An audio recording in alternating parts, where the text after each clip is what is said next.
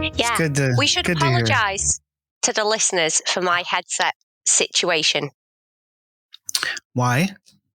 Because they probably will have noticed that my audio is not as good because I'm not using my fancy, amazing microphone and haven't been for a few weeks. I'm using a headset, if you're in a call center. Uh-huh. That one, yeah. Okay. Well, I think they can deal with that.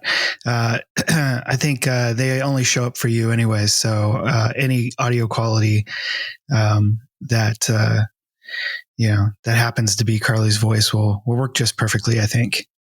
You could be in a wind tunnel or on a helicopter, and I think that'd be totally cool. Don't put me in a helicopter. No. I feel like it makes me sound... I always thought I had a telephone voice.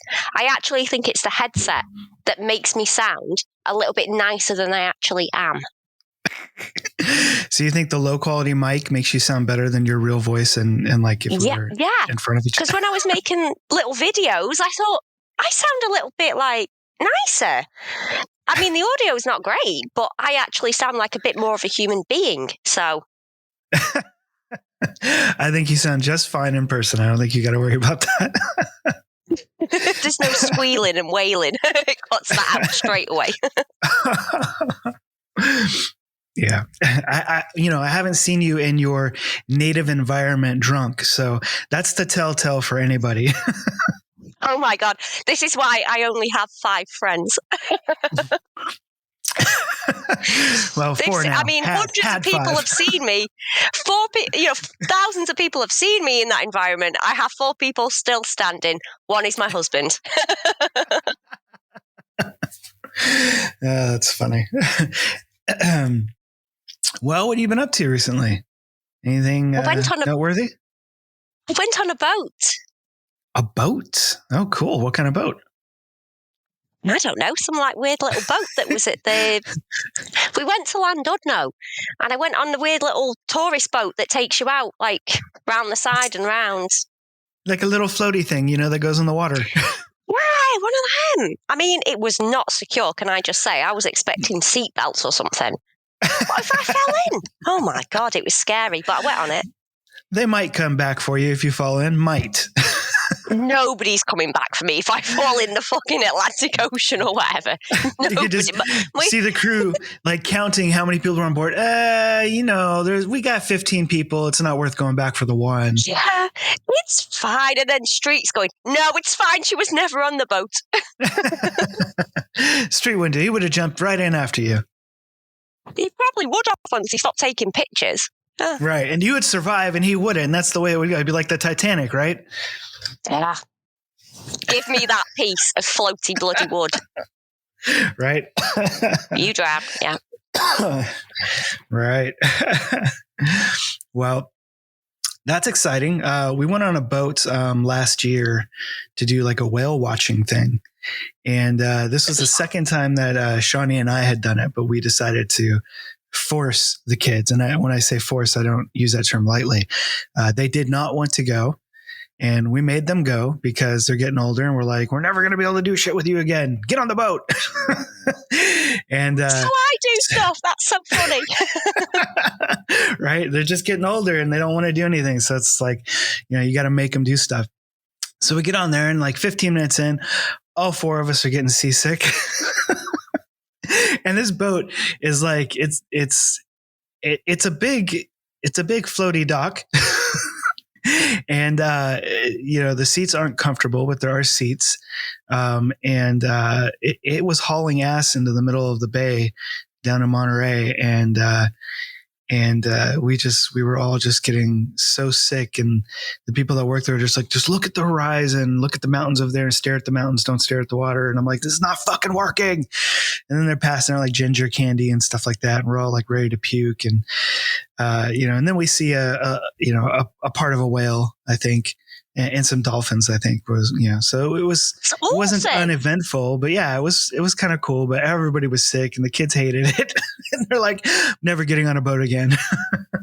Oh my God, what a fun day out. Oh yeah. But that's exciting. So what is the boat you're on? What is it? Does it just tour I don't know. What is it? Tell me about this. So it's on the beach and you have to queue up like a bunch of crazy tourists, and then you Queue climb up. So that's like a on line. You got to get into like a Disneyland gotta line. get in line, All and right. then you have to go on these weird little ladders, which aren't like they're not. They're weird. They come off the boat, but they're not attached to the boat, and they're not attached to like the ground. So straight away, it's danger. Little floaty So then you ladders. go over, you sit down, and then you have some little like slidey seats that you can sit on. And then you toddle off past the Great Orme. You go past the promenade, so you can see all the promenade. Then you go past the Great Orme. Then you like swoop round, get a little bit of a taste of what it would be like to be on Deadliest Catch. And then as you get scared, they I swing gotta you stop back you round. because I only think I'm understanding like every other word, like swoop off, toddle about, and promenade, or I don't know what these words are. So I think you left the dock and you saw shit, right? Yeah, there was a lot of sea and a mountain. Cool. No dolphins and whales and stuff. No, you have to pay like £15 to go and see the seals. Oh, okay. $5. Yeah, that's not bad. Yeah. It's not bad. And Street was like, I'm not paying £15 in case you have a freak out and throw up. And I thought, well, I'm not paying £15 in case I have a freak out and throw up either. So we spent £5. Let's see how we are. For once in your life, you guys are on the same page. And then next time, what we'll do is we'll splash out and we'll go and see some seals. And then I'll just kick off if we can't see seals because I'm scared because we're on the boat for an hour instead of 20 minutes. And we'll have a great day. Nice. But you guys didn't get seasick at all? No, I didn't. Nice. I was quite surprised. I didn't. Yeah. Street loves it. He loves anything like that. And Lily's the same as him. So them two were like, oh, they were hanging over the side. It was disgusting. They were hanging over the side of the boat with their phone trying to take a picture of the waves. And I just thought, phone, water, head, water, body, water. No. I mean, they could have been hanging over the side puking. So it's a good thing that it was just, for photo ops. True. Very true. Very true. Right. Well, cool. Good stuff. So let's get into tonight's drink, Carly. It's a aptly appropriate. Is that like a double? I think that's a double something. I'm saying the same thing twice. This drink has to do with the movie. How about that? Yay! All right. Yeah. So at the beginning of the movie, or not actually at the beginning, it's probably like 15 minutes into it. Our protagonist has a woman make him a drink, and this drink is called the Horse's Neck. And I'm not sure how they make it in the movie. I think he explains it to her how to make it, or she explains it to him or something. I can't remember. I'd have to go back and check that out again, but maybe she's introducing it to her or vice versa. I can't remember. Do you remember? I don't remember. No, I do not remember. I've been on a boat. Stuff has happened. All right. Well, somebody makes it in the movie. It's called the Horse's Neck, and it's a pretty simple drink. It's a classic drink, as obviously it goes back to 1950s or probably beyond. But there's a bit of a trick to it that you don't see in a lot of cocktails. And the key to this is a very long, extended lemon peel that you would use. So most of the time you would get like a little lemon spiral or something that would, garnish your drink just on top. Well, what makes the Horse's Neck unique is that you have this really long lemon peel that goes all the way from the bottom of the drink all the way up to the top. And it's in one of those long cylinder, not a highball glass, but just, those literally, I can't think of what they're called at the moment, but the skinny sort of tall glasses. So it has to be, it's got to be like a pretty long lemon peel to make it, proper. And I suppose that's sort of like where the name comes from. Horse's Neck, is like a horse's mane, a long like hair, neck, mane kind of thing. But the drink itself is quite simply made. There's not really a whole lot to it. So it's basically bourbon, ginger ale, and bitters. And some people might prefer to use brandy. And then you can also just kind of skip the alcohol if you want to and make a mocktail if you want. But I don't know why you'd want to do that because, I mean, then it's just a ginger ale and bitters, right? But I would put bourbon because, I mean, brandy's good too. I like both. We got to convert Carly from gin. So a little bit of bourbon, ginger ale, bitters, and then your long lemon peel. And you would use 2 ounces of bourbon whiskey, 3 to 5 ounces of ginger ale, and 2 to 3 dashes of bitters. And it doesn't specify what bitters, maybe orange bitters. I'm not really sure. But I think that would probably work pretty well. So you would take the spiral of lemon, and you put it in the, Collins glass. That's what it's called. Just popped into my head. The long cylinder glass. Anyways, off topic. The mind of Jason. It's on topic, but right. So you put it in the Collins glass.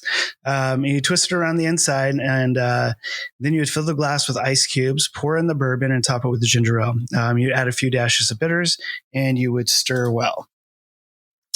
Now there is kind of a trick that I learned while I was researching this drink to get the long lemon peel. Now, a lot of times what you'll see in like a bar, mixologist will use like this this sort of peeling knife to get a twist off of a lemon or orange or something like that. But usually you might only get like a couple inches of a peel doing that because they're kind of thick or whatever. But you could use a paring knife or a channel knife.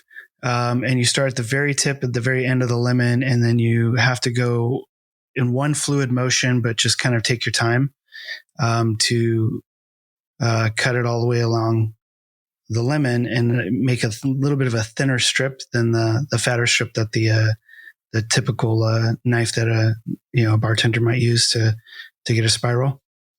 You're going to be really mad at me when I say this. But the only thing that reminds me of is in Sleepless in Seattle, when Meg Ryan's peeling an apple and Tom Hanks is describing how his wife used to peel an apple in one go.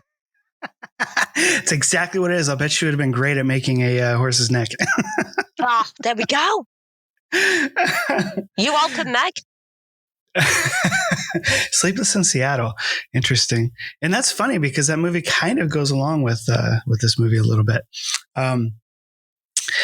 So yeah, anyways, without any more crap about peeling a lemon, I guess. Nobody gives a shit, right? Anyways, so you can also do an alternative version of this, which is kind of popular. Instead of using ginger ale, you could use ginger beer, which I think, Carly, you hated, right? You don't like ginger beer? I like ginger beer. Well, remember we had this conversation. I like Ginger Joe with a certain spirit, but I don't like ginger beer in general. Okay. All right. So gin, I can't remember our conversations, honestly. I'm not surprised. Ginger Joe is like a ginger beer, just the UK version or some shit. Yeah. Yeah, I'd block my conversation from your mind as well. It's the bottle with the mustache. Okay. Right. Yeah. Yeah, with the ginger mustache, Ginger Joe, and then you pop it. Oh my God, I can't think. Captain Morgan's spiced rum. Ginger Joe. Spiced rum with ginger beer. Yep. Okay. Interesting. Yep. Oh, yes. Yeah. Well, to be fair, I block out our conversations together as well. That's the reason why at the beginning of these podcasts, I have to reacquaint myself with you. That's why I'm asking you questions, like trying to remember who the fuck is this person I'm talking to again. So don't feel bad. I'm kidding. My conversations are kind of like if a spider diagram was just, and there was 15,000 variations, that would be my brain. Carly is the Spider-Verse. I feel like I am. I was watching Alice Suda Lucky, whatever the hell it is, one of the Alice in Wonderland films that's weird as crap. And I was watching it with Lily, and I was going, this is my brain on TV. That's fun. I think the weirdest Alice in Wonderland has got to be the Tom Petty video. I can't think of the name of it. There's a Tom Petty video which is modeled after Alice in Wonderland, and it is freaking weird. But yeah, gotta love Tom Petty. He's amazing. Anyway, so moving on. So there you go. That's your horse's neck. We hope you guys enjoy it. Oh, did I already tell you the alternate version? Ginger beer and a high proof bourbon. So really strong bourbon and ginger beer instead. So that's it. Okay. And it's also kind of like a Moscow Mule.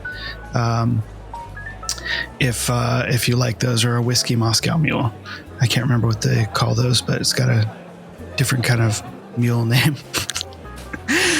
Kentucky Mule, I think it's called. Not of the mule family. Yeah, it kicks your ass.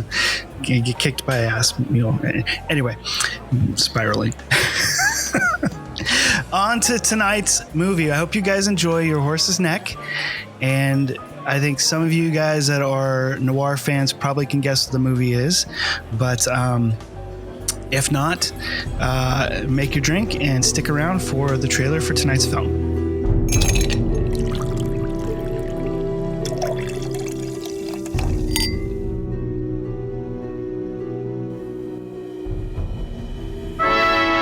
Suspense in the night.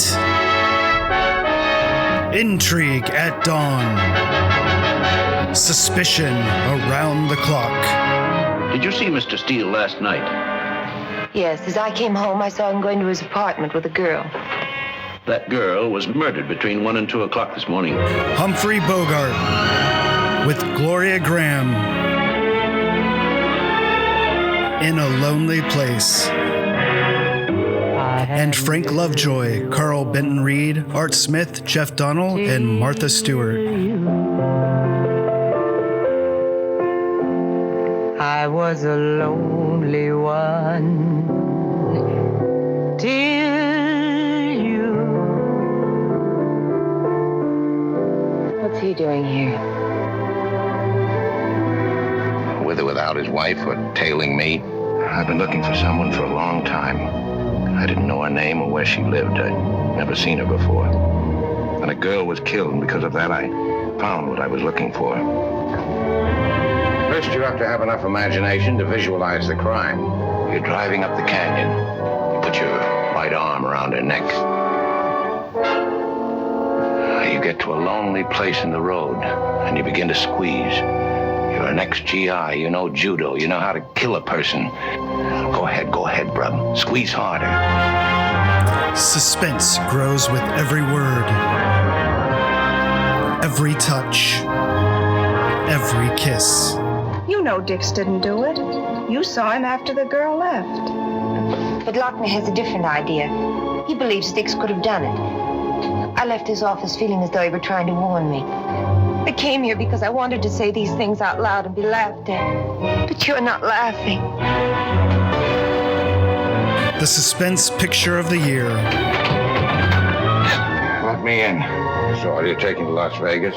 No, I know. Are you packing to go on a honeymoon? Yes, of course. Are you packing to run away from me like you ran away from Mr. Baker? Mounting to a stunning surprise climax. Dick. In A Lonely Place, a Santana production. All right, that was the trailer for tonight's movie, which is In a Lonely Place, a 1950s American film noir, directed by Nicholas Ray and starring the infamous Humphrey Bogart and Gloria Graham. And it was produced by Bogart's Santana Productions. The script was written by Andrew P. Soltz from Edmund H. North's adaptation of Dorothy B. Hughes' 1947 novel of the same name. So many initials. Yeah, right. And that's funny because I use my initial whenever I use like my, I don't know what you would call it, stage name, I guess, or film name, or whenever anything in like a credit. And it's only because there's so many freaking Jason Morrises out there, and it's Tell not. me about it. I spend my life updating InternetMovieDatabase.com and tagging the wrong bloody person. Right. All my emails are is submission changed. Submission done, submission changed, submission amended. Oh my God. Right. Yeah. So I think that's the reason why there's a lot of initials and stuff, going on. But, I thought it was interesting. I didn't know that this was from a novel until I started researching the film for this podcast. And I'm a huge fan of this movie. I'm just going to put that out up front, so you guys will probably be able to guess what my rating will be at the end. But maybe Carly will change my mind. Who knows? Spoiler alert. But I didn't know that it came from a book, and now I'm super excited because I really want to read the book because I hear that it's different. I guess the feel is very similar, but there's some dramatic changes between the film and the book. And one thing to note is usually the book author typically tends to not like the changes in a film. At least that's what, we were kind of led to believe in most media and things like that. But apparently Dorothy Hughes didn't mind the changes and enjoyed the film and thought that it was actually Gloria Graham's best performance. We'll talk more about performances later on because both Humphrey Bogart and Gloria Graham are very much celebrated for their performances in this film.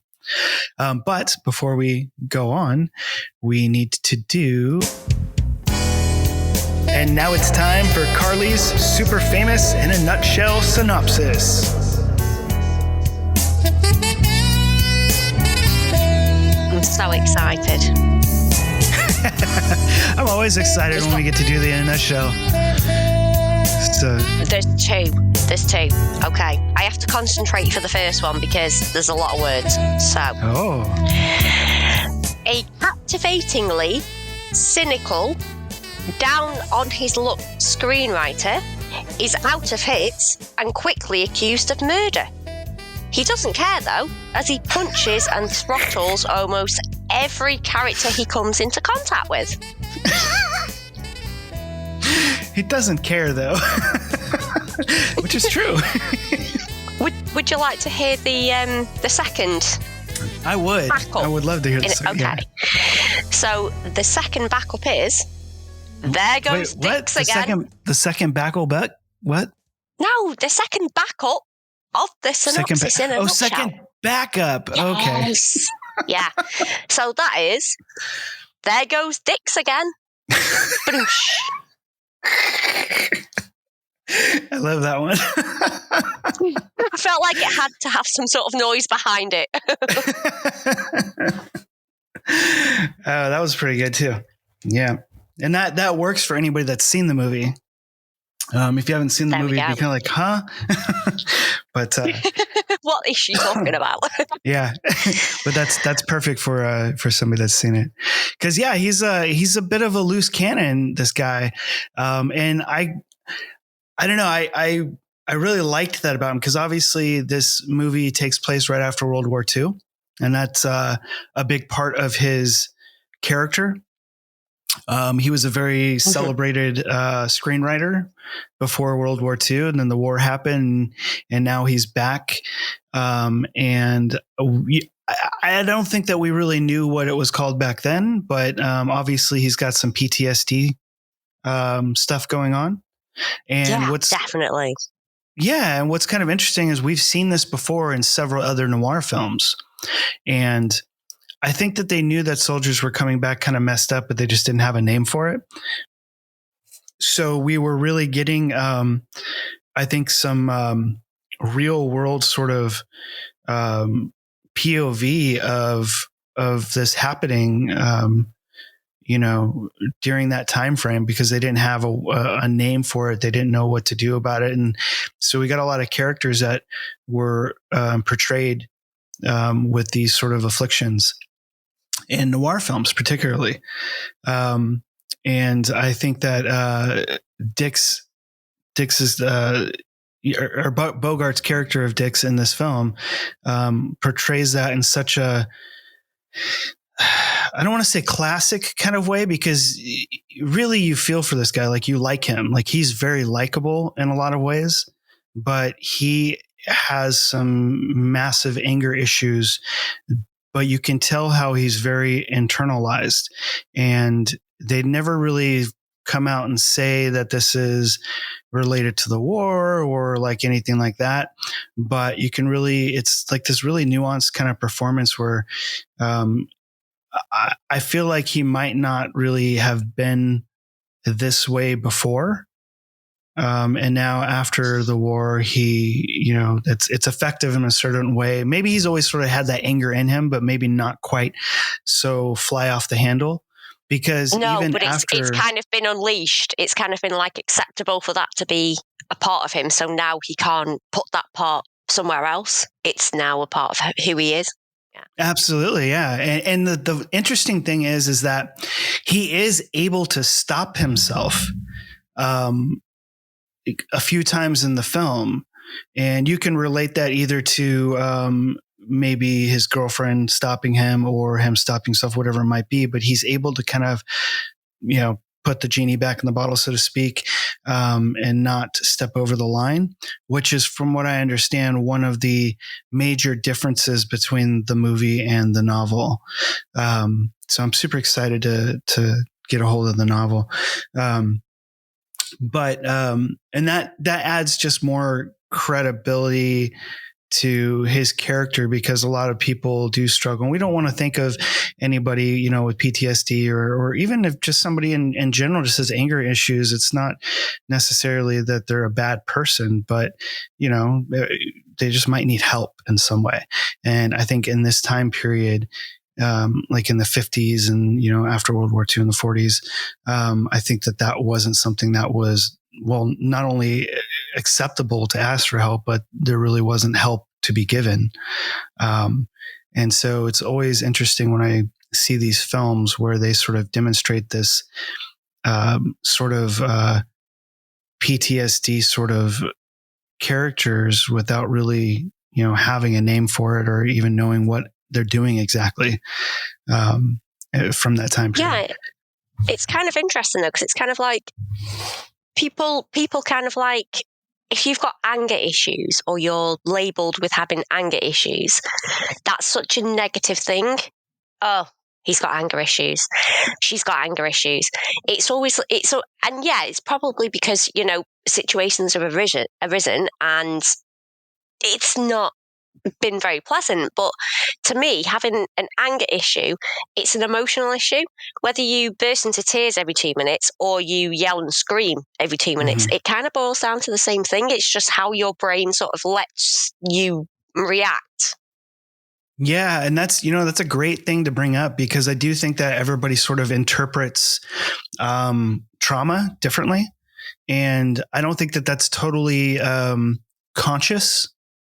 I think everybody's brain is just slightly wired a little bit differently. And some people, like you said, might break down in tears. Other people might show that in anger or violence, that sort of thing. And it's really, the human sort of condition is very interesting in that respect. Yeah, because I used to, years ago before I had Lily, I used to just fly off the handle. Anything would just set me off. Mm-hmm. But then when I had Lily, I like cry in anger. So I could be absolutely raging at somebody to the point where I could quite happily pummel them into next week and not even be sorry. my mind and my body is just like, just cry and look pathetic. Like that's, I can't explain it. I'd cry out of anger, not sadness. Mm-hmm.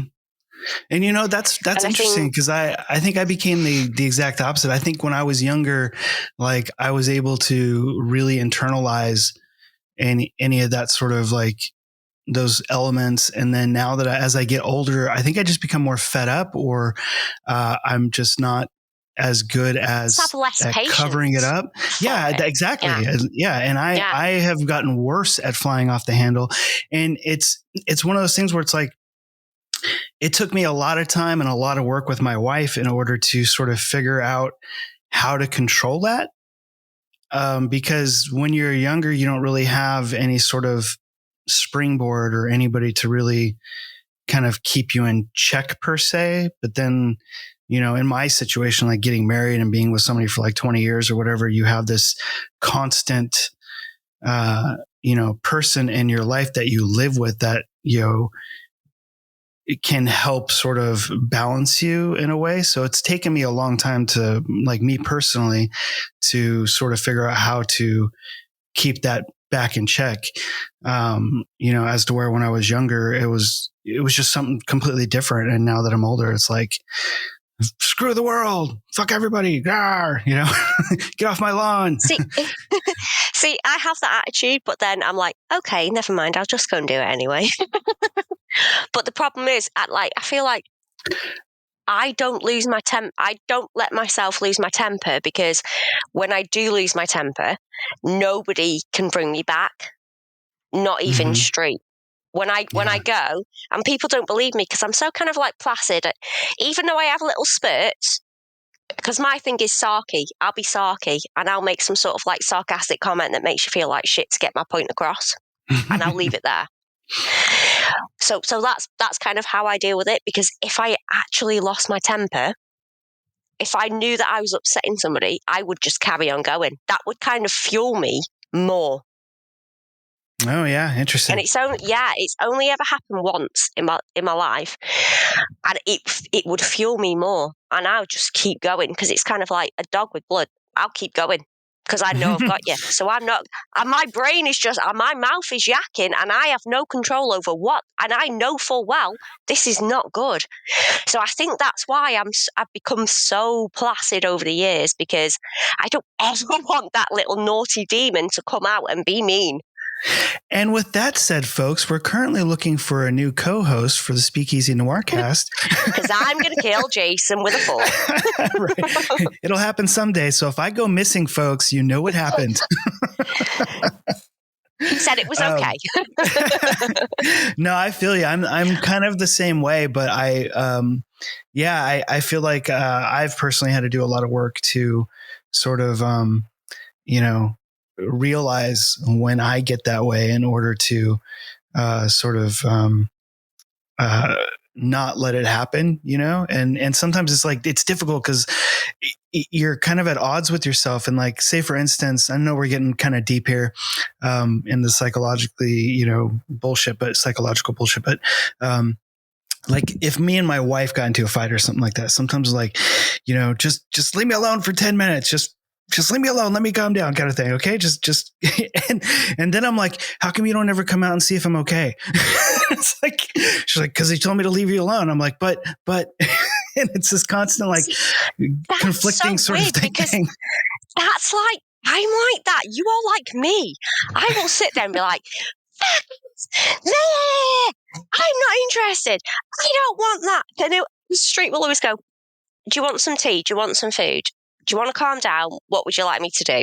I don't want anything. So we'll just sit in the other room because I've demanded he goes in the other room. And then I'll be like, oh, and I'm hungry and I've got to go to bed and you didn't make me any fucking food. And he's like, I offered to make you food. Oh, wow. Now you're offering to make me food. You should have known that I needed it. The wonders of broken people. But then again, that's the thing though with marriage, like, because he used to fly off the handle all the time and I'd be the like calmer one, being like, sorry. Roles completely reversed. And he won't argue with me anymore. He prides himself on this. And to be fair, to his credit, 100%, because I would literally argue until I had no breath left in my body that the sky wasn't blue if I had to.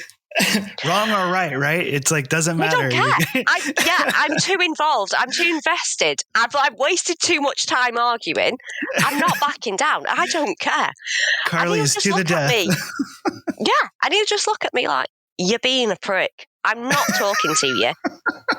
Come back when you've calmed down. And that annoys me more. Yeah, my wife does the same thing. Yeah. I will sit there stewing. But because I'm stewing, that will make my brain realise, actually, you are being an idiot. And then I'll have to kind of like figure out my, not apology, but apology within a not apology.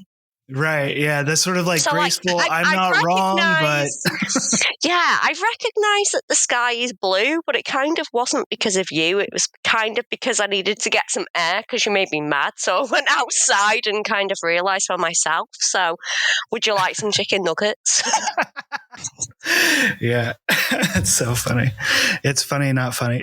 And then, bless him, my husband just goes, okay, would you like me to put them in the oven for you? Yes, please. I love you. All right. So, In a Lonely Place has, or at least was at some point, considered a lesser known film of Bogart's work. However, over the past, 80 years or so, however old this film is now, it's become more of a favorite of critics as well as film fans. And its reputation has grown quite a bit, as so has its director, Nicholas Ray. It's also regularly considered one of the best film noirs of all time, on Time's list of all time 100 movies list, as well as Slant Magazine's 100 essential films. And the BBC also ranks it in its top 100 greatest American films. I was really surprised to know, because I didn't realise that this wasn't actually that well received at the time. Yeah, I'm genuinely, not 100%. it sounds really silly, but I assumed, being a Humphrey Bogart fan and a film noir fan, you see it all the time. I didn't know that it's only recently that people have sort of reevaluated it. Yeah, and I feel like from what I've read and researched, that's sort of like some places I read it wasn't received well. Other places I read that it was considered well. It just wasn't a huge film.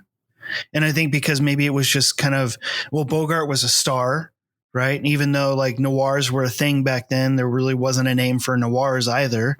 They were just, something was happening in American culture as far as a film movement goes. And, it didn't become film noir till much later. Bogart being a star, that having such a down ending in this film, I think sort of made it one of those probably equivalent to like today of a thriller coming out isn't going to do as well as like a Marvel movie. You could have the best known, well-known stars in a thriller film and it not be like super massively big, like say a new Spider-Man film. And I have a feeling that's kind of like what happened with this film is it had these big stars, but it was like a sort of quiet thriller, so to speak, but it's really a romantic drama, in a lot of ways, that sort of, I wouldn't say flew under the radar because it didn't do bad, but it wasn't a massive hit. So I think that it was just sort of that sort of combination of elements that, made it sort of just not as huge of a movie as it's become. And I think it's become so big because of the performances and the directing and this sort of human story. It's very, for all of its sort of eccentricities to it, it's very grounded and real. And I think most people at one point or other sort of feel the same as one of these two characters. Yeah, I was going to say you can either sympathise with a situation from Dix or you can sympathise with a situation from one of the characters around him. Because you can even sympathise from Mildred. Everybody's been that person that's been so excited, and her, when she's doing the reenactment of the synopsis, that was fucking fabulous. Oh, yeah. Everybody's been there about something and somebody's just gone, yeah, not really that interested, be quiet. Right. So it's like every little, even the cop, his friend that he's like, doesn't bloody phone me, doesn't care. Yeah, everybody's been in that situation. His wife doesn't like him. Yeah, your mate's weird, don't like it. Every single person can kind of relate to some particular moment or character in that film. Do you think it's because it wasn't very well placed in the history of Humphrey Bogart films? I don't know. The timing. I think that's sort of, I think it's kind of part of it. I think it's less about being placed amongst his, catalog of films, and more about just the style of the film. Because this isn't the type of film that's like an action piece or, you know what I mean? It's like, it's again, like the best sort of equivalent I could say is like, think of recently Knives Out, right? That comes out, and we don't really have murder mysteries that come out in the theater anymore. Just like a sort of character driven murder mystery, right? That just doesn't really happen anymore. So Knives Out comes out, and we've got some, huge, cast member like Daniel Craig. He's a huge star with James Bond and all that. And yeah, I know, but it's like he's a big name. And then you have this movie that everybody is kind of looking at like, this movie's going to fail. Who wants to go see a murder movie? I mean, this is like TV stuff, right? But it was an amazing film, and it ended up doing really well, but it's still sort of that sort of black sheep where the movie going experience was saturated with a different style of film at the time, whether it be, today with like superhero films, or say, in the 80s with horror films, or whatever it might be. Historically, noir type films have never really done great after they sort of got their name as noir, right? Back in the 50s, it's hard to say because they weren't known as noir. There wasn't, that genre didn't really exist. It was being, more or less invented at the time. I guess the thing is as well, it's, you've got the treasure of whatever, I can't say. Yeah. Then you've got kind of like Key Largo. You've got Knock on Any Door, Tokyo Joe. Then you've got In a Lonely Place. Mm-hmm. So it's going against a little bit of like quite a few. I wouldn't say Key Largo is action, but you're going against stuff that has a little bit more high stakes. Mm-hmm. Yeah, those were big movies. Yeah, and I think that's probably the thing. In a Lonely Place is a very small movie as to where those were really big movies. Especially Sarah Madre. They don't really have high stakes. The only thing it sounds awful when I say it, the only thing he can kind of do is he going to strangle her? Whereas with those other films, it's kind of, there was a little bit more, there was more characters, there was more danger. It was kind of like, well, if he solves this, is this going to happen? In a Lonely Place was very contained. It was just them. Yeah, that's kind of the brilliance like of it. Like you said, more of a drama. Yeah, because the stakes, like you're saying, were just their own personal stakes. It didn't affect really anybody else outside of their lives, except for maybe his agent Mel. Otherwise it didn't really affect anybody bloke, else. He needed a bloody medal for putting up with him, didn't he? Right, yeah, and going back to what you say, where everybody kind of relates to one of these characters, I think that I think we've all had somebody in our lives that's always trying to sort of help, for better or worse. And this guy is like, knows Dick so well, knows his talent, knows, the type of personality he is, knows that he's got issues and whatever. And it's knows his habits. Yeah. Yeah. Is trying to keep him straight, is there for him no matter what. He's really like that sort of, and unfortunately Dick sort of takes advantage of him in a lot of ways, but I think he knows he does. And he's, I wouldn't say no, he knows that he takes advantage of him in a negative way, knows that he does and wants to sort of be better, but just struggles with that kind of thing.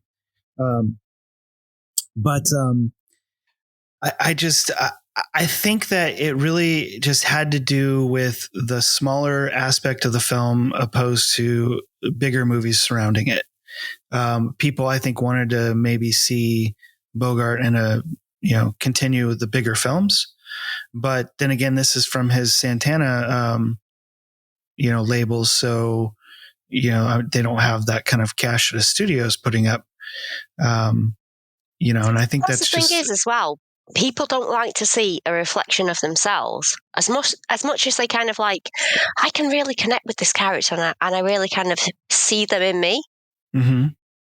They sometimes don't want to see the outcome of what they can resonate with. So maybe that scared people as well. Yeah, I think that might be true, because I think it's one of those things where you secretly would like relate so much to a film or a character, but you don't want to tell anybody that, right? Because like, that person's not a good person, or whatever it might be, or how it's perceived, and I think that could be a scenario. I think you have something there as far as that goes. That very well could be sort of part of it. It's not that it was not received well, but it wasn't received openly well. Whereas now it's only in recent years that people have been able to kind of embrace their flaws and their faults and be open about it and go, this is who I am. This is the crap that's kind of wrong with me. Are you so happy to be on the journey with me? Yeah, and I think Whereas that's an excellent... I can imagine it would be very clandestine, like, oh, no, we don't talk about that. Exactly. And I think that's a great reflection as to that time period and what was happening in film. And that's the reason why so many great noirs came out of that time period, because that was sort of what was happening. And I think that's why, these movies particularly have lasted and are continued to be celebrated and reflected upon. And we're able to sort of pick apart those nuances and see them differently than how they were seen back then. Do you know what? I think there's a really great line, and I can't, forgive me because I can't quote the line, but it's something along the lines of, he's exciting because he's abnormal. Somebody refers to him as that. And I just thought, do you know what? That is just such a fantastic line. He's exciting because he's abnormal. Yeah. He's exciting because he's different. He's exciting because he doesn't conform. Yeah. And that just kind of like sums it up. Yeah. I think it was Brub, however you pronounce his name, his detective friend. Yeah. When he's talking to his wife, when she's obviously a little bit freaked out because, quite frankly, that scene where he's describing strangling somebody is fucking terrifying. Yeah. And, it's funny because, he's a writer and it's like you having him in your living room. Good God, you and Shoni have a dinner party and he turns up. Oh, well, Oh, God, no. No, I'd be like, get the fuck out. No, you wouldn't. We were friends, but we're... You'd be like, let me just get my camera. So I tell you, I watch too many crime documentaries these days, and I'm fucking on high alert. Hell no. I'd be like, get out of my house. I used to know you. I don't know you any longer. Leave. Don't watch crime stuff. I do that when Street's at work because he has a different job now. So if I'm at home on my own, I'm like, I sit and watch the crime channel, and it's like all about home invasion. I'm like MI5. Right. As soon as a shadow goes past, I'm like, whoa. Yeah, I'm telling you. Yeah. Same here. So I would not have reacted the same as him today as I am maybe 10 years ago. But that was super terrifying, and it was a great scene. And I actually had used that particular scene for the Millennium After the Millennium documentary. I was doing this. There's this whole like half-hour different opening to that documentary that we made that's completely different than the current doc. And I was trying to juxtapose the sort of noir sort of darkness that Millennium had, and how it was extremely similar to a lot of the films of the 50s. And I used that particular scene where he's describing that in the beginning of the doc to kind of illustrate that. So it was kind of funny that you brought that scene up. That needs to be something that we do. What, strangle somebody, or what are we talking about? I mean, not today. I'm a bit tired, so no strangulation today. Oh, although it's kind of freaky, I did buy a lot of shoelaces the other day. Shoelaces and duct tape and plastic bags and lye. I do have access to them things, but I just bought shoelaces. So for a work incentive, I mean, maybe a work incentive. I'm gonna say I'm excited right now, seeing the side of you that I'm all the way over here and you're all the way over there. No offense. You'll be able to watch my trial on YouTube. Don't worry about it. It's I'm fine. going to see you on, and in 5 years, I'm going to see you on Forensic Files. Next 48 hours. You're too good for that. I watched Diagnosis Murder, love. I know. Don't worry. Right. Oh, man.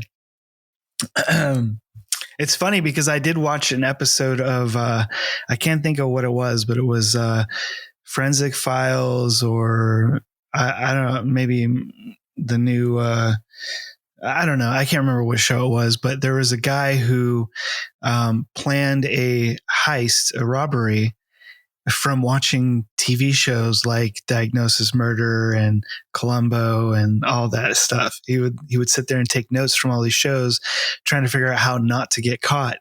And it damn near worked. It was a very interesting. I feel like I should be his pen pal. Well, he's in jail now, so. Yeah, so I can be his prison pen pal. Listen, mate, this is what you did wrong. So 2. Season 7. There you go. Oh, boy. So back to the film. Again, this was Bogart Santana Productions that made this film. Their first film was Knock on Any Door, which was 1949. So this film came out just a year later. It was also directed by Nicholas Ray, and it starred John Derek. And John Derek, I don't really know him.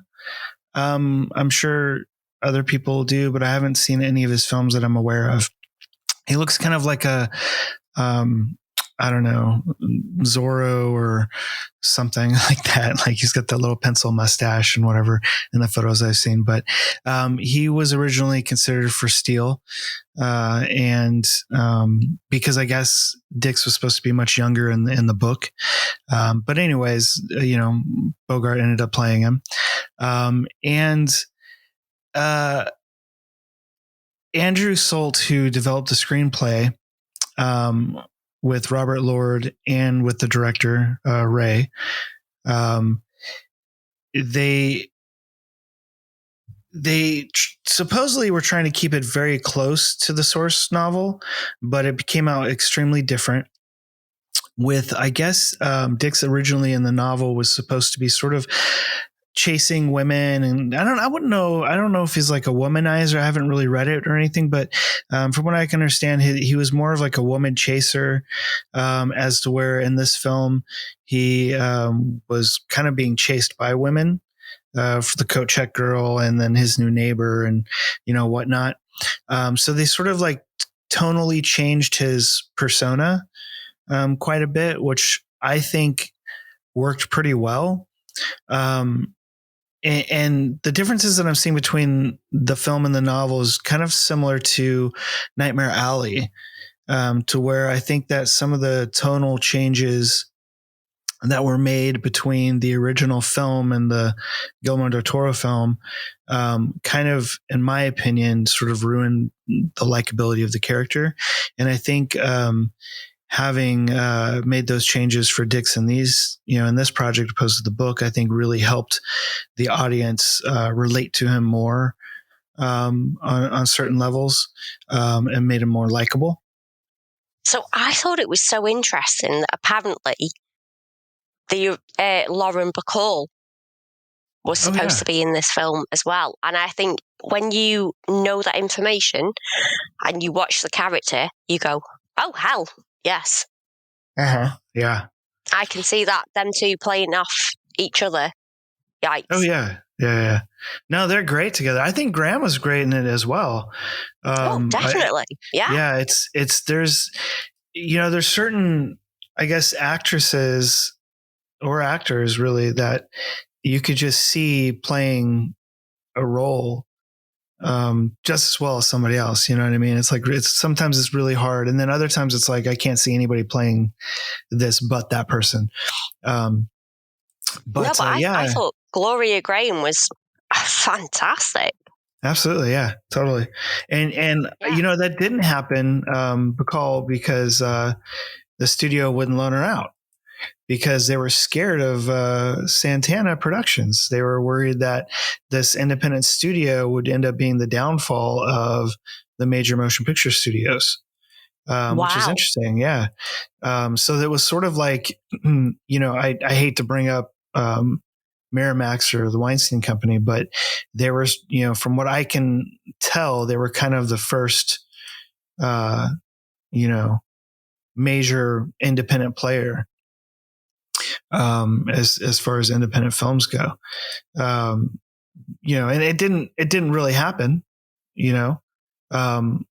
however, I don't know if you probably know this, but Santana has made a comeback over the past 10 years, and they started producing films again from the Bogart estates. Because I watched that film that you recommended to me.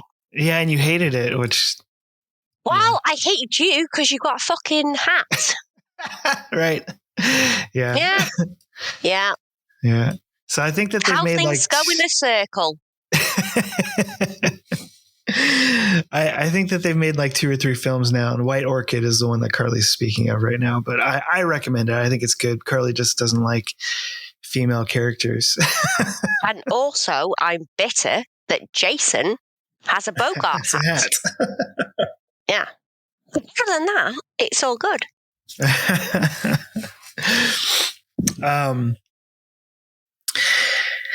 So, excuse me. There is a claim out there that apparently after Bogart read the script, he loved it so much he wanted to make it without there being any revisions. And Andrew Soltz claims that the final cut of the film is actually very close to script. However, there's some evidence out there from script notes and I guess people that worked on the film that shows that there was only about 4 pages from the entire script that didn't have revisions. And I thought that was pretty interesting. And I think that's sort of like, that's kind of like I think actors particularly, they get so invested in their characters, they sort of lose track of those minute details. And that's okay. I think that's a good thing. Because they're focusing on what they need to do. And I think that that's sometimes can be a negative, having an actor that's also a producer being involved with the script and other aspects of a film, because they need to focus on, what they're there mainly to do, which is act. Yeah. And they're wearing too many hats. Mm-hmm. Yeah. Yeah. And I totally understand the sort of creative outlet. And I get that. And I think that's definitely something that, needs to be done and explored, but not at the same time. I don't think. I think that there's a very clear, defined sort of hat wearing thing going with that hat theme. But a lot of times filmmakers want to do everything, they want to be that Orson Welles kind of thing. There's just some sort of like just attraction to it. And I just don't think that that's, the best. You're not going to get the best movie that way.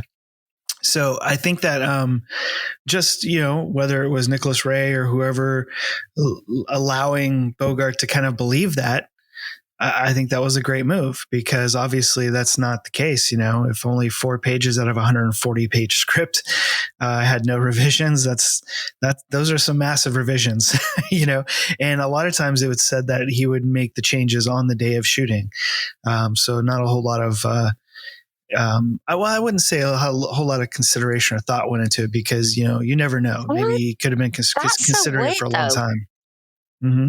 That's so weird, because I've been watching a documentary about Star Trek that my boss actually put me onto. Thank Talking you, about Dan. Star Trek Bless you. too? No, okay, so it's a whole documentary. It's called, oh my God, we've had this conversation 3 times about what it's called. I think it's called Center Seat. Okay. And it's kind of like the whole history of Star Trek, and one of the episodes is kind of like how they were making the first motion picture, and they had no script. They were on set filming stuff, no script. I thought that was the second movie. After they'd filmed it, the script was coming down, and it was like, shit, we need to redo this, we need to do that, we need to do this. So I can completely believe that was kind of the case. Because, yeah, that was the 80s, and they were like, do you know what? Just stand on set and film some stuff, and we'll fire some stuff at you as and when we can. Right, yeah. And I thought that was the second Star Trek movie, but I could be wrong. And then there's also famously Gladiator, the Ridley Scott film with Russell Crowe, that was sort of that way. They basically said that there was no script. I don't know how accurate or true that is, but I mean, there's a few instances of that throughout Hollywood, which I think is just crazy. But hey, whatever. I don't think I could ever do that. Yeah. Oh my God. Can you imagine me and you having to film? Actually, to be fair, we did Dark Winter though. So yeah, but you know what? We were trying. We did have a script. We just kind of changed it. Yeah, I mean, we were thoughtfully trying to change what we could for what we had, but just to kind of on the fly constantly on set, not following the script or whatnot, that'd be very difficult for me, I think. But who knows? I don't know. I guess to each their own. Louise Brooks. I don't know who she is, but I did read a little bit about her. She was a flapper. She was, I believe, a silent movie star or vaudeville, maybe. I can't really remember, from the 20s and 30s. And she wrote an essay on Humphrey Bogart.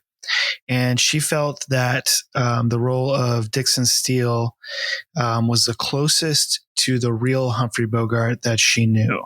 And I think that's kind of crazy because, I mean, I wouldn't consider Dix a bad person, but he's definitely a broken person, and he's, he needs some help. And it's hard to look at Humphrey Bogart that way, but again, this is coming from somebody that knew him. But she wrote in this essay, and I'm going to quote, before inertia set in, he played one fascinatingly complex character, craftily directed by Nicholas Ray, in a film whose title perfectly defined Humphrey's own isolation among people. In a lonely place gave him a role that they could play with complexity because the character's pride in his art, his selfishness, his drunkenness, his lack of energy, stabbed with lightning strokes of violence, were shared equally by the real Bogart. And that's such a wow strong passage there, comparing Dix and Bogart.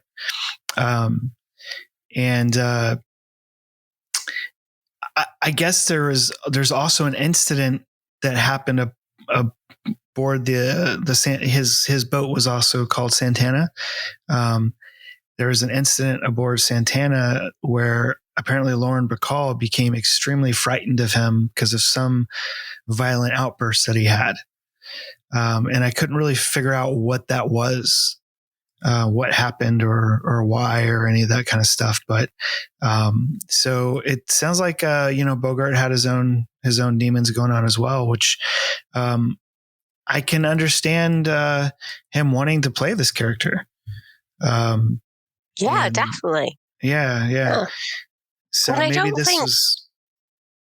I don't think that anybody else really, sometimes where you have films where it's kind of like, oh, well, you could have put another actor in and it still would have been as good. Mm-hmm, yeah. So you're like, with this film, it's very performance dependent. Yeah, that's just what we were talking about earlier between Gloria Graham and Bacall. Like those, So I could see who other people else playing could you that, but ever have imagined playing Dix other nobody. than Humphrey Bogart? Yeah, nobody at the time. Who knows? But now, years later, and as many times as I've seen it, and I, having seen his other films, like I couldn't imagine anybody else playing it. I think it's, and I would struggle myself, to be honest, saying, I mean, maybe there's somebody out there that would have been fantastic, but I don't really think that there's any other actor that could have channeled what was required. Yeah, no, Play him. I totally agree with that. Mm-hmm. Well, as well as he did, is what I'll say. As well as he did. Because, we all know with characters, some kind of characters are written for people. They're made for people. Some characters are indispensable.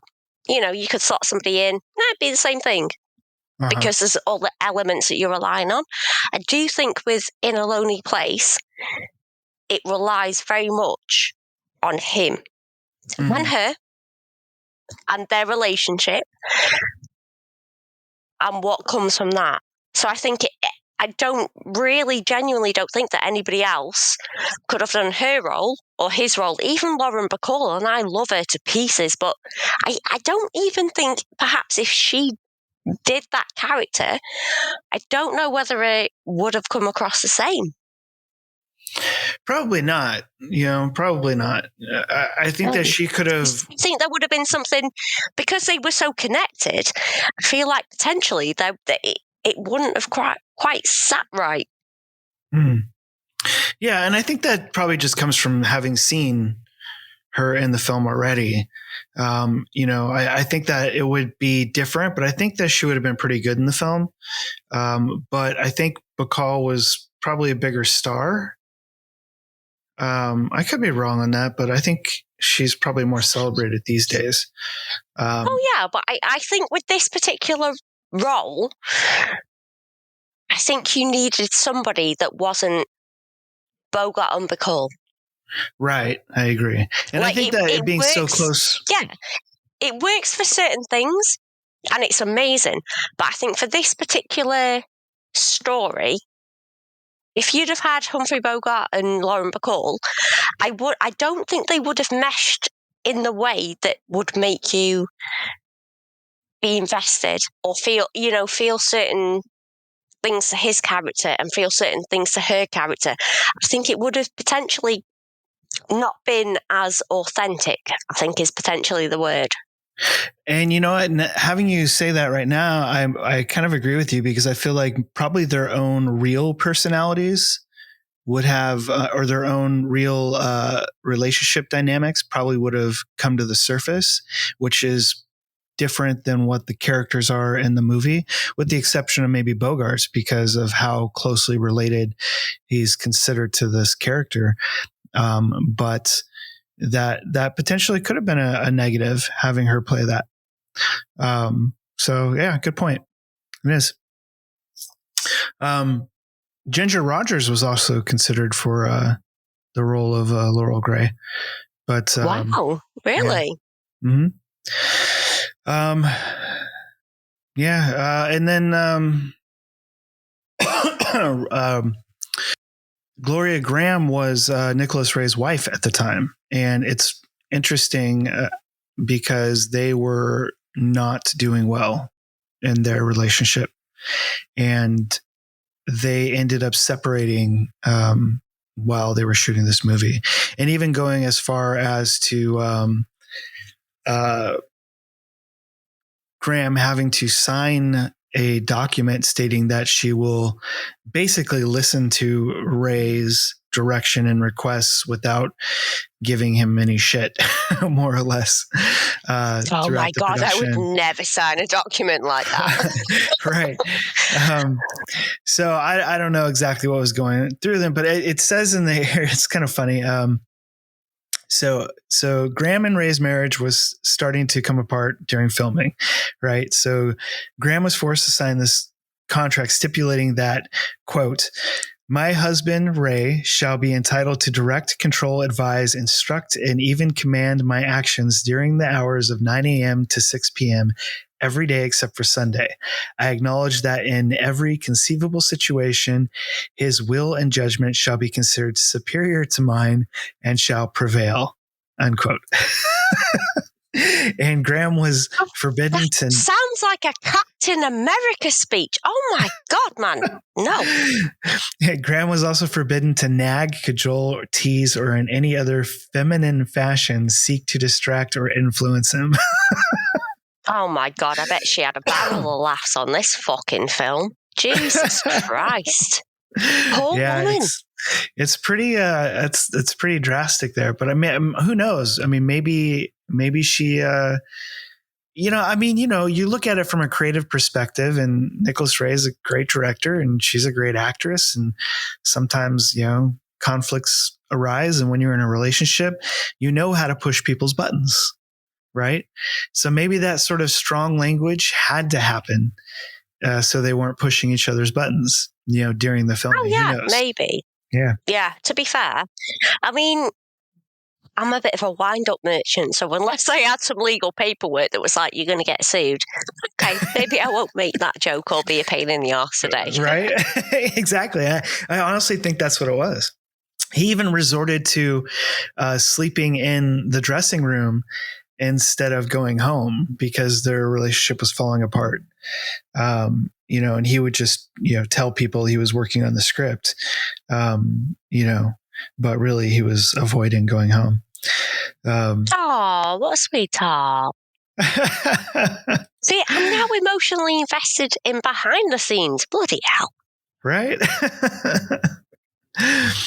So my research says that it was generally positively reviewed or received when it came out, particularly Bogart and Graham's performances. But apparently because of the bleak ending, it was, considered to not, I guess people viewed it as being hard to market, or to be, basically the audience being excited to go see it, or how to market it because it was such a dark film, dark relationship wise. Right. However, Variety did write a review for the film, and it was a good review. And again, I'm all quotes today. Variety says, or wrote, in A Lonely Place, Humphrey Bogart has a sympathetic role, though cast as one always ready to mix it with his dukes. He favors the underdog. In one instance, he virtually has a veteran brandy soaking character actor out of work on his very limited payroll. Director Nicholas Ray maintains nice suspense. Bogart is excellent. Gloria Graham as his romance also rates kudos. So I think at the time it was well received from a critical standpoint and maybe even an audience standpoint. But like we were saying before, maybe that was that sort of closeted response. People didn't want to say why they liked it. They didn't want to really put their own personal perspective out there. And that might have kept it from being a huge film at the time. I think that, I do, I got one more thing I thought was interesting. I don't know if you know the group is the Smithereens, but they, no, it's an 80s band or group, I guess you say. And they wrote a song in 1986 called In a Lonely Place, from the album called Especially for You. And it was inspired by the film, obviously. And the chorus of the film comes from the famous dialogue from the movie where they're driving in the car before he bashes in the guy's head with a rock. And in this chorus, it says, it's sort of like they've changed it a little bit, but it's pretty similar. But the chorus is, I was born the day I met you, lived a while when you loved me, died a little when we broke apart. So I thought that was kind of interesting. I don't recall ever hearing this song before. I know who the Smithereens are, but for whatever reason, this song is not on my radar, but it is now. So I'm gonna have to go check it out. Yeah, me too. right? So that's it for me, Carly. I think we've put this film through its paces. And if you folks at home haven't noticed, I absolutely adore this film. I think it's amazing. I think everybody should check this film out. I can understand how it might not be everybody's cup of tea. You have to go first then for your rating. Absolutely. I will do that. I would love to. So I think this is probably my absolute favorite Bogart performance and film, only rivaled with The Big Sleep, which I also love as far as his performance and film in general. But this one is a little more closer to my heart because I have a lot of similarities to Bogart's character Dix in this film on a personal level. And I think he plays it with such a nuance. And there's so many little details in the script and the way that these characters play and react to one another, or in another case, don't react to one another, that I think that it's just a brilliant film. And this is my number 2 favorite film of all time. My first film being Citizen Kane, which I know that's like a film student snobbish sort of number 1 film, but I mean, it just is what it is. And in a Lonely we Place also love you, so it's fine. Yeah. And In a Lonely Place is my second, and Indiana Jones and the Raiders of the Lost Ark is my third favorite film. In case anybody was curious. But I just think that this is, in my opinion, this is a perfect film. I wouldn't change anything about this movie. You know what we didn't talk about, Carly, is that there was actually a alternate or an original ending to this film. Really? Yeah. So in the original script, Dix actually strangles and kills her. And and after he does that, he sits down on his typewriter and he finally, I don't know if you recall, but the lyrics that I just quoted from the Smithereens, that passage from the film, he mentions something about not knowing where to place it in this script that he's writing. Well, he kills her and he figures out this goes at the end. So he writes the last page, and that passage is the end of the screenplay. And then after he finishes typing it, his ex-military buddy shows up and arrests him for killing her. Oh my God, I love that ending so much more. Really? Because I don't personally. Yeah, I think it's so much darker. Having them look at each other and have to face this sort of idea of knowing he's not a murderer, and yet still having gone through so much, knowing that they can't be together. So there's this power. I kind of like the idea though of him not being a murderer and then being sort of like pushed and manipulated into and pigeonholed into being one, and kind of like conforming to what they wanted, even though he wasn't. Yeah, I'm fully against that. I think that there's much more power in this concept of all that outside pressure being forced upon them to no fault of their own, really. Well, I can't say no fault of their own, because Dix is a hothead. Like he's got that violence in him, but he keeps it at bay, or at least struggles to keep it at bay. And it's this, I think it really goes back to the title of the film, In a Lonely Place. Like there's nothing more lonely than that. Like he not being able to, I wouldn't say have what you want, but not being able to have that connection with this other person because of your history. Like something so bad has happened between the two of you that you can't move forward. There's no possible way to move forward in that relationship. Even though you both love each other, you still love each other. Too much has happened. And I think that there's this real sadness and darkness to that without the murder. I don't think she needed to die at all. I think that made it even darker and even harder to accept, with an ending where they had to look each other, know that he didn't kill anybody, but yet all of the circumstances involved created this wall between them. It almost pushed him to the edge, and because of that, there was no coming back. Like, they literally passed their point of no return right at the very end. I kind of like the idea of the fact. Together.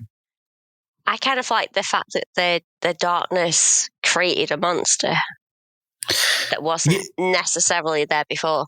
Yeah, I think it's so nihilistic that I feel like we would lose our humanity. I feel like we would lose that connection, because otherwise I think Nicholas Ray made I think he realized that, because I think that part of this film working, you have to be able to identify with these people, and that becomes fantasy. Yeah, unless you're a murderer, unless you're wholly 100% capable of killing the person that you love. Human. Yeah. Yeah. That I think that takes that identifiability out of it. I think you're able to identify was with. Was that in the book, or was that just an ending for the script? I don't know, but that's something I do want to find out. But yeah, I think that takes away that identifiability away from it. I don't think that's. I think he made the right choice changing that ending. And from what I understand, they shot it. They shot that original ending, and I haven't seen it.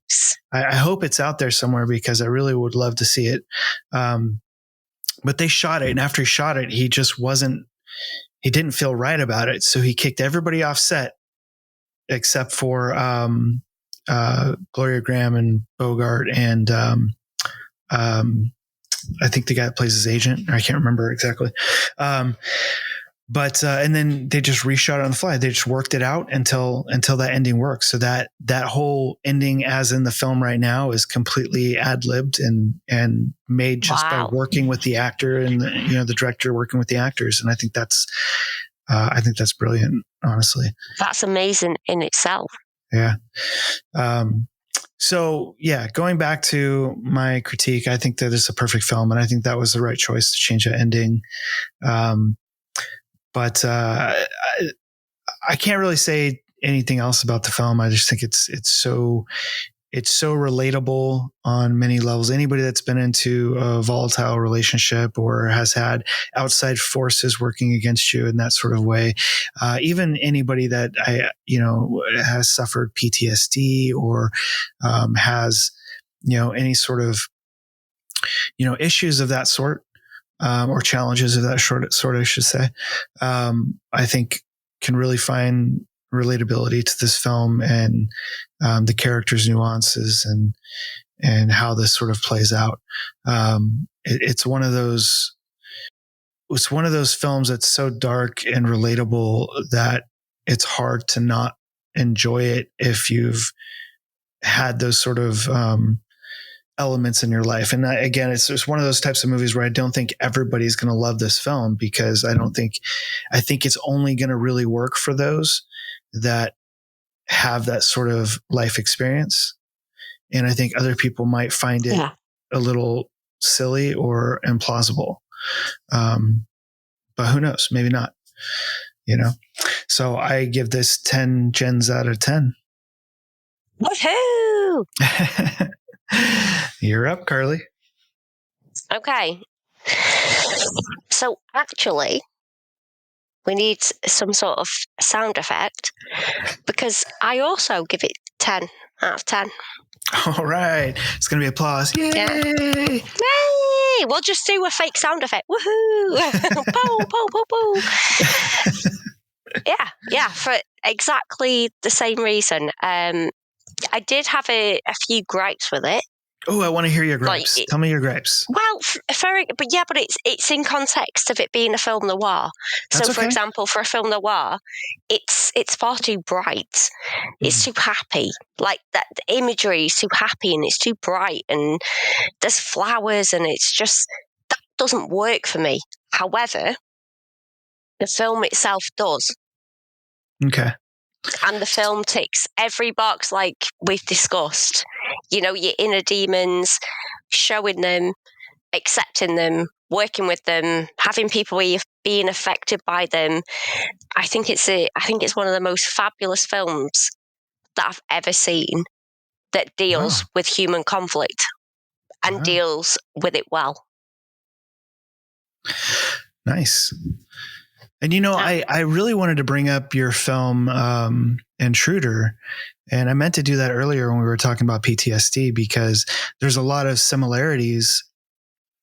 Even though that's a short film and it's very compressed, I think that you hit on a lot of topics in The Intruder, as this film does, in terms of PTSD and sort of dealing with that.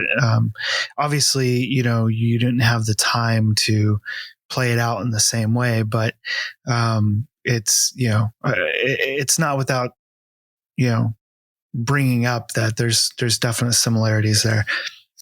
Yeah, because it's the whole thing with The Intruder was kind of not being able to know yourself and your surroundings, and not being able to trust your instinct. And I think that's the scariest thing that a person can. One of the scariest things that a person can deal with is not being able to trust yourself. Mm-hmm. Yeah. And I feel like, I mean, I don't have PTSD, so I can't comment on it. But from people that I've known and people that I've spoke to and things like that, their biggest fear is, I can't trust myself. I can't trust my own mind. Right. Because, you know, for example, in The Intruder, a firework goes off. I feel like I've been transported in time right back to where I was, you know, 6 years ago in a moment. So I'm going to react in that moment how I need to. Right. Yeah, but then, you know, everybody else sees, well, you're not in that moment, you're in a shop. But that's the conflict. You're doing what your body's telling you to do, but it's not realistic to your environment. Yeah. And I think that's hard for somebody who doesn't experience that or doesn't have the knowledge to understand it. But it's kind of like an extension of your emotion. Mm-hmm. So if you get upset or you get sad or you get angry, you're reacting in that moment. But imagine if you were transported 10 years in the past, you know, 2 days ago, you're still going to react the same way to how you feel in that moment, because that's how your body feels and that's what your instinct is. It's just, unfortunately, the situation is different. Mm-hmm. Right. Yeah. And that's where I think that's your short film and this like really relates, because it's the same thing. He struggles with that same aspect, even though it's sort of unspoken in this film. I think it's pretty evident that that's where his violence and anger and, you know, that uncontrollable sort of like reactionary temper comes from. Because that's the same thing that we see in your film, The Intruder, is like, it's not intentional. But no, it's instinctual. Mm-hmm. Yeah. And I think that's where a lot of people will look at like a person like Dix and be like, oh, that's a bad person. He's violent. He's abusive, you know, that sort of thing. And it's like, well, those things are true. He's also a good person. He also cares. He also understands, and he is trying to deal with it, and he needs help. And I think that's the position for a lot of people. You know, and I think that unfortunately people that have those kind of issues can be written off, you know, in that way. So anyway, yeah, we've talked our audience's ear off, and I know, Carly, you got to get going. So this is a double 10 out of 10 Jen's day, which is awesome because we don't get that very often here on the Speakeasy. Do we have a confetti sound effect that's like, oh, That's more like that sounds like a Han Solo shooting. Okay, well, either or. I mean, are you happy or what? Absolutely. Yeah, then pow-pow! Pew, pew. All right. I'll find something. All right, folks, that's it. We hope you guys enjoy Your Horse's Neck and you check out In a Lonely Place if you have not already. It's a film, obviously, Carly and I both love, and we hope you guys do too. And until next time. Bye-bye. He's looking at you, kid. Thanks for joining us this week on the Speakeasy Noircast. Make sure to visit our website, resurrectionfilms.net, where you can subscribe to the show on iTunes, Stitcher, or any of your favorite podcast apps so you'll never miss a show. While you're at it, if you found value in the show, we'd appreciate a rating on iTunes, or if you'd simply tell a friend about the show, that would help us out too.